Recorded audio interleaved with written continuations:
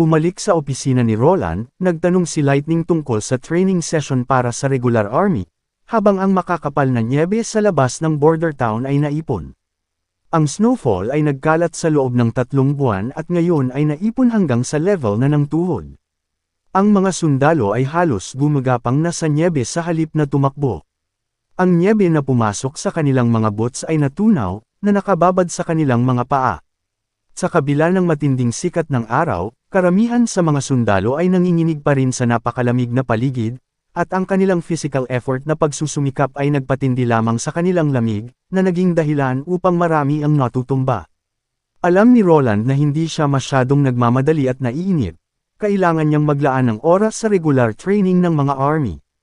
Habang si Lightning at Nightingale ay nasa sabik na makita ang bagong blueprint sa mesa ni Roland, ang mga partikular na panuntunan at regulasyon ng organisasyon, at mga gantimpala at parusa ang mga problemang nagpasakit sa kanya ng ulo. Nakalimutan na niya ang tungkol sa military chess na nilalaro niya noong bata pa siya, nagpasya na lang siyang gumawa ng mga detalye.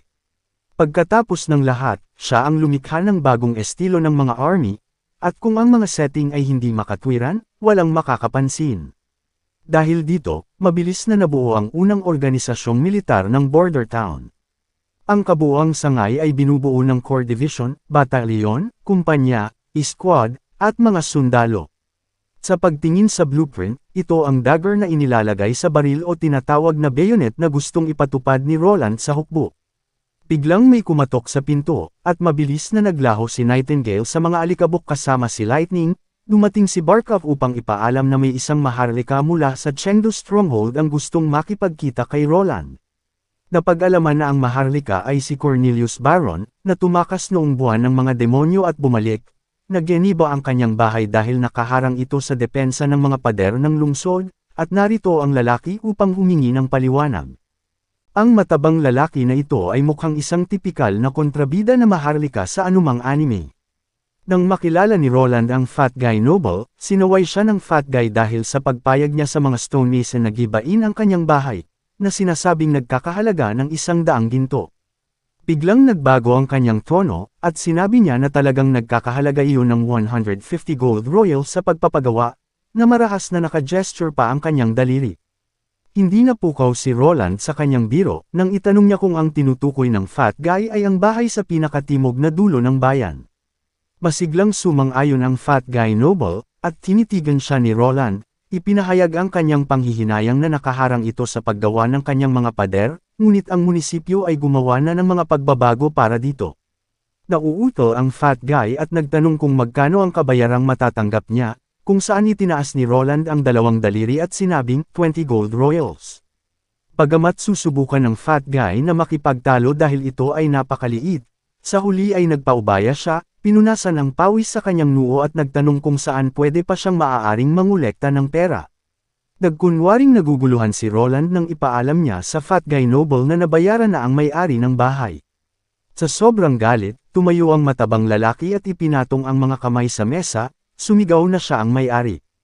Tumaas ang isang kilay ni Roland at mahinahong itinuro siya at sinabing hindi pa niya nakita ang lalaki sa buong taglamig, kaya hindi niya maaangkin ang pagiging may-ari ng bahay. Ang Fat Guy ay hindi nag-atubiling sumagot na pumunta siya sa Chengdu Stronghold dahil ayaw niyang harapin ang mga demonyong hayop sa magulong lugar na ito. Ipinikit ni Roland ang kanyang mga mata, iniisip na ang Fat Guy Noble ay isang ganap na bobo, pero pinanatili niya ang kanyang mahinahong boses at siya ay nagtanong, kaya't iniwan mo ang iyong kamahalan at tumakas dahil natatakot ka sa mga demonyong hayop, tama ba? Sa pag-init ng sitwasyon, umabanti si Carter at itinulak ang katawan ng lalaki pabalik sa kanyang upuan. Si Roland ay tumayo mula sa kanyang upuan, tumingin sa Fat Guy Noble na may seryosong ideya sa kanya, binigyan siya ng 2 pagpipilian, aminin na ang bahay ay hindi sa kanya at siya ay palalayain, o aminin na iniwan ang kanyang kamahalan at nahaharap sa kaso ng pagtataksil, na magbubunga ng isang hatol na kamatayan sa pamamagitan ng pagbibigti. Tumutulo ang butil ng pawis sa noo ni Cornelius habang nauuto at sa huli ay inamin niya na nagkamali siya at hindi sa kanya ang bahay. Ngumiti si Roland sa kasiyahan at sinenyasan si Carter na samahan si Cornelius palabas. Ngunit bago pa makaalis si Cornelius, pinigilan siya ni Roland at inatasan siyang maghatid ng mensahe sa lahat ng mga maharlika na nakagawa ng parehong pagkakamali na ginawa niya. Sila rin ay magkakaroon ng parehong dalawang pagpipilian, at kung pinili nilang hindi tanggapin ang dalawang pagpipilian, hindi na nila kailangang mag-abala na bumalik pa. Natahimik sandali si Cornelius at pilit na ngumiti habang lumalabas. Ngunit sa sandaling iyon nang lumingon siya, nakita ni Roland ang kanyang nagagalit na ekspresyon. Umalis si Cornelius sa border town at pinalo ang kanyang kamay sa malapit na puno ng kahoy. Nang wala ang bantay, inilabas niya ang kanyang pagkadismaya at galit, na minumura si Roland. Nang siya ay babalik sa Chengdu Stronghold, nakita niya ang isang nakabalabal na tao. Ito ay walang iba kundi si Leaf mula sa Witch Association. Noong una, walang kakaiba dito. Sa mga taong bayan na dumarating at umaalis, karaniwan ang mga babae ang nakasuot ng mga ganito. Ilang sandali nang umihip ang isang bogso ng hangin sa sulok ng hoodie ng babae, naramdaman ng matabang lalaki ang pagtibok ng kanyang puso, at ang hangin sa kanyang paligid ay tila lumalamig. Siya ay may isang bihira at nakamamanghang posture at emerald na berdeng buhok, at ang panandaliang sulyap lamang sa kanyang mukha ay sapat na upang ituring na walang makakapantay. Kahit sa kabiserang lungsod ng Grey Castle, mas hihigit siya sa mga tinatawag na prinsesa at mga sosyalidad. Paanong ang isang tulad niya, na napakaganda, ay lumitaw dito sa border town? Tanong niya sa kanyang sarili. Nang papasok na si Leaf sa bayan, kakaiba ang pakiramdam niya nang makitang mas masigla at masaya ang mga tao rito, kahit nakakatapos pa lang ng Month of the Demons. Sa ilang sandali, mas naging curious siya sa kamahalan na namamahala sa bayan na ito. Sa kanyang pakikipagsapalaran sa mataong bayan, ang kastilyo ay napakalaki at abot-tanaw, isang hindi mapag-aalinlanganang senyales na imposibleng pumasok dito na hindi napapansin. Wala siyang kakayahan tulad ni Nightingale upang itago ang kanyang sarili at maging ganap na hindi makikita. Kaya, pagkatapos ng kanyang mga konsiderasyon, napagpasyahan ni Leaf na mas mabuting pumasok sa kastilyo kaysa magtago at magpalusot. Naisip niya ang pinakamasamang senaryo kung talagang nagtaksil si Nightingale sa Witch Association. Bagamat kumpiyansa si Leaf na makakatakas siya sa dalawang gwardya, pero maliit ang tsansa niya na makatakas kay Nightingale. Huminga siya ng malalim at humakbang paabanti. Habang papalapit siya, mabilis siyang napansin ng mga gwardya at inilagay ang kanilang mga kamay sa mga espada, malakas na sinigawan siya bilang pagsaway. Ipinaalam nila sa kanya na ito ang tirahan ng prinsipe, at kung kailangan niya ng tulong, kailangan niyang humingi ng tulong sa Municipal Hall. Pinaliwala ang kanilang mga babala, huminga muli ng malalim si Leaf at tinanggal ang kanyang hood. Gaya ng inaasahan, nakita niya ang dalawang gwardya na nagpahayag ng pagkagulat ng sabay. Bago pa sila makarecover, diretso siyang nagsalita, umamin na isa siyang witch. Habang hinahanda ni Leaf ang sarili sa masamang sitwasyon, ang mga gwardya ay nagpalitan ng mga tingin. Sa kanyang sorpresa, ang kanilang mga ekspresyon ay hindi nagpahayag ng alinman sa inaasahang puot na inilaan ng karamihan sa mga tao para sa mga witch. Sa halip, nag-alok pa ang isang gwardya na tulungan siya. Sa kabila ng mabilis niyang pananabik sa hindi inaasahang reaksyong ito sa kanyang dibdib, pinanatili ni Leaf ang kanyang pagiging kalmado at nagsalita sa pinakakalma na boses, hinihiling na makita si Nightingale, Ana, o si Nanoa. Ang isa sa mga gwardya ay tumalikod at umalis sa gate upang isumbong sa kanyang mga nakatataas. Pinanood siya ni Leaf na umalis, ang kanyang isip ay tumatakbo sa 1,000,000 mga posibilidad ng kung ano ang naghihintay sa kanya sa loob ng mga pader ng kastilyo. Sasalubungin ba siya ng bukas na mga bisig ng kanyang mga kapatid na babae, o mahuhulog siya sa isang bitag na inilatag ng mga gwardya? Marahil sina Ana at Nanoa ay hindi totoo at haka-haka lamang. Ngunit nawala ang kanyang iniisip nang ang oras ay tila tumigil, o marahil ito ay isang panandaliang sandali nang marinig niya ang boses ni Nightingale. Naisip niya na baka nagkamali siya ng narinig. Biglang may lumabas na 2 pamilyar na tao mula sa likod ng pinto at tumungo sa kanya. Halos sabay na binalot siya ng mainit na yakap. Sinalubong siya ng 2 babae sa labas. Nagsimulang muling lumuha ang mga mata ni Leaf, napakagatlabi habang pinupunasan ang mga luhang nagbabadyang tumulo. Malumanay na sumang-ayon, niyakap niya ang 2 niyang kapatid.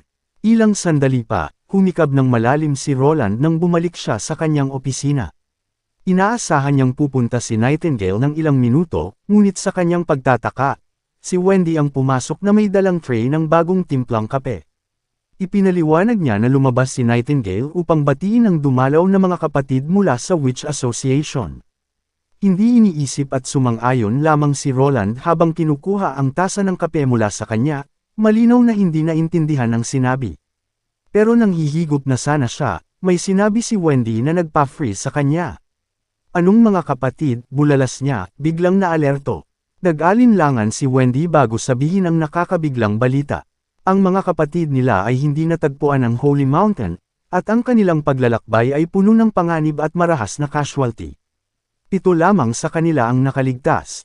Humingi ng paumanhin si Wendy sa kanyang sariling awtoridad na pinapunta ang mga witch bago ipaalam kay Roland ang kanilang pagdating. Malambing na sinabi ni Wendy na lahat ng mga witch na dumating ay mga non-combatant type witches. Napuno ng pag-asa si Roland. Alam niya na sa ilalim ng God Punishment Stone, ang mga witch ay may limitadong kakayahan sa pakikipaglaban, at ang kanilang mahusay na mahika ay nasa produksyon.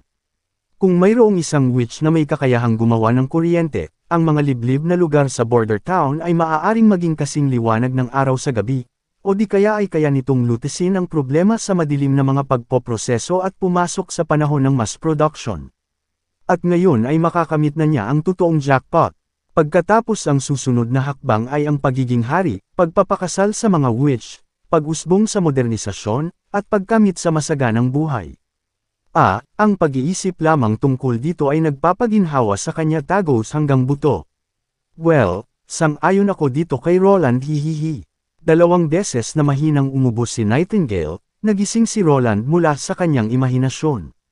Si Nightingale at ang natitirang mga witch ay dumating na sa kastilyo, at naghanda si Roland ng isang marangyang hapunan sa bulwagan ng kastilyo bilang isang malugod na pagbati.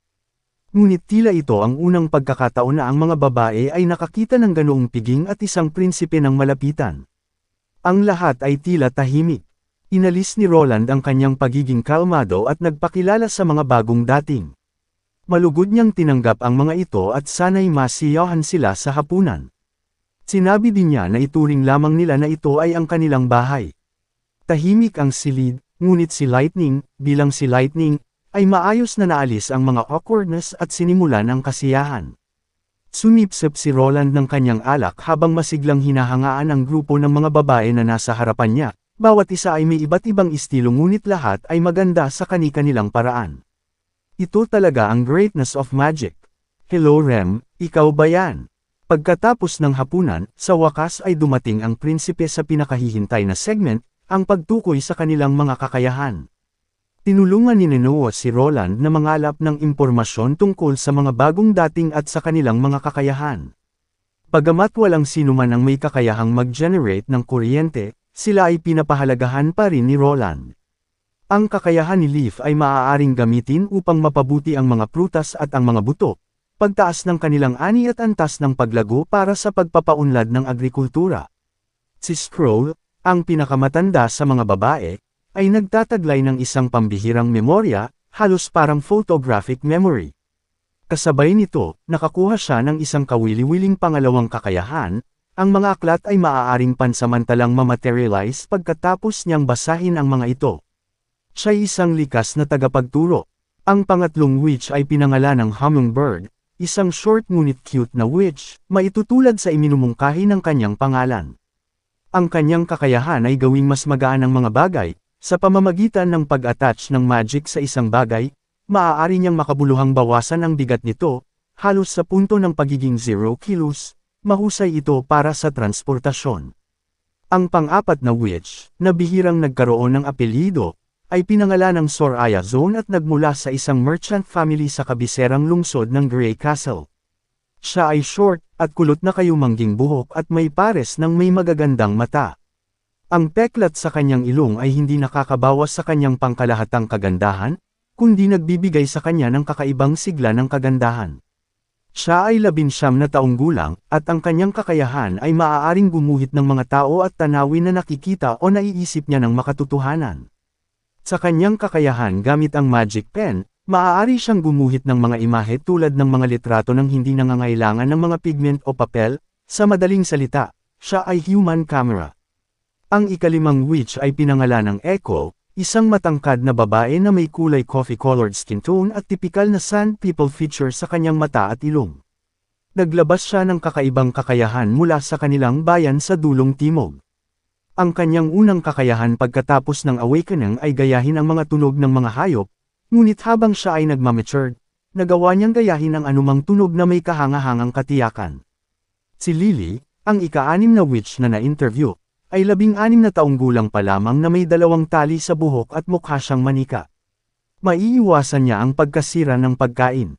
Nagkaroon siya ng awakening bilang isang witch noong 1 taon lang at naging pinakasikat na miyembro ng Witch Association. Kung walang preservation ability, maraming pagkain ang masisira at maaamag sa oras ng kanilang pagkapanas. Spoiler alert! Alalahanin ang babaeng ito, dahil sobrang OP ang kakayahan niya. Sabihin sa comment section kung ano sa tingin niyo ang kaya ng kanyang magical power. At panghuli, itong malalim na babaeng ito ay si Mystery Moon. Nung kanina na pumasok siya sa opisina, mukhang kinakabahan siya. Kinailangan siyang aliwin ni Nightingale ng ilang sandali. Sa pagpapahayag, ang kakayahan ni Mystery Moon ay nakita bilang isa sa pinakamasama sa asosasyon, at siya ay responsable lamang para sa ilang simpleng manu-manong gawain. Isa pa, madalas siyang pag-alitan ng mentor, na naging dahilan upang kumilos siya ng tahimik. Natatakot na isipin ni Roland na wala siyang silbi at itaboy siya palabas ng border town.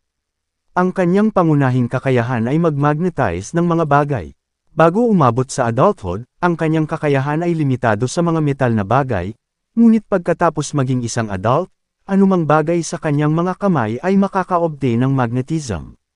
Nagpasalamat si Roland kina Faraday, Gauss, Ampere, at Maxwell mula sa kanyang puso, para sa kaalaman na ang magnetism ay gumagawa ng kuryente at ang kuryente ay gumagawa ng magnetism ay isang well-known fact sa sinumang mahilig sa engineering. Alam niyang may bagong milagrong magaganap sa border town. Napagtanto ni Roland na ang pagkategorya sa mga kakayahan ng mga witch sa combatant at non-combatant ay walang saysay. Ngayon ay ikinategorya niya ang kanilang mga kakayahan sa 3 grupo. Una ay ang uri ng self-enhancement, tulad ng isang passive na kakayahan at hindi apektado ng God Punishment Stone, halimbawa, ang tulad na kakayahan ni Scroll. Pangalawa ay summoning type, ang katangian ng mga kakayahan ng mahiwagang kapangyarihan ay maaaring umalis sa katawan ng user at kaya ito ng mag-isa, at hindi apektado sa God Punishment Stone. Gayunpaman, kapag ang kakayahan ay na-activate, ang mga resulting effects ay permanente at hindi maibabalik. Karamihan sa mga witch ay nasa kategoryang ito. Ang pangatlong uri ay uri ng enchantment. Ang paraan ng pagkakast ng magic ay sa pamamagitan ng pakikipag-ugnayan sa target, at ang proseso ng conversion ay mabagal at kumokonsumo ito ng maraming magic. Maaari itong ma-interrupt ng God Punishment Stone. Gayunpaman, kapag nakumpleto na ang conversion, ito ay nagiging likas na property na ng isang bagay at nananatiling epektibo kahit na sa mga anti-magic areas. Ang mga enchantment ay mayroon ding limitadong oras at hindi permanente. Nalalapat ito sa mga kakayahan na mayroon si Mystery Moon at si Hummingbird.